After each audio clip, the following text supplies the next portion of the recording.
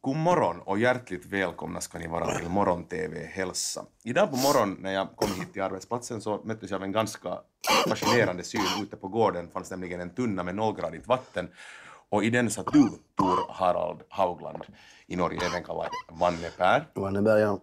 Och du är alltså vinterbadare och inte bara det utan du har också skrivit en bok.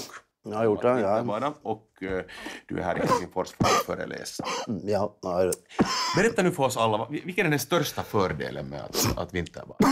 Ja, med vinterbadning där är att du blir aldrig sjuk. Du är väldigt frisk. Jag har aldrig varit sjuk i hela mitt liv. Jag känner inte vad det är för någonting. Nej. På hela tatt. För idag är du lite förkyld. Ja, nej, inte förkyld. Jag är någon sån med atmosfären här. Nej, luften. du sa det. Ja. Studioluften kan vara nog så torr, det vet alla vi som jobbar i den här miljön. En plastik i duken här eller någonting.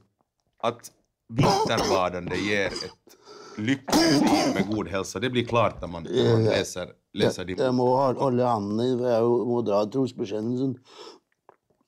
Jag svävar i taken här. Jag ser mig själv. Jag...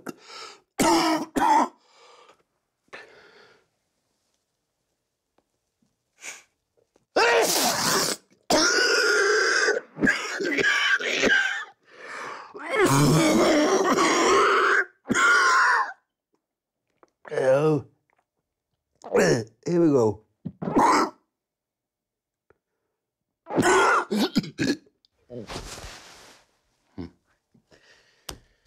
Och då ska vi över till Sjundeå och ett reportage med Astrid Gartz som ska lära oss göra ungsäpplen.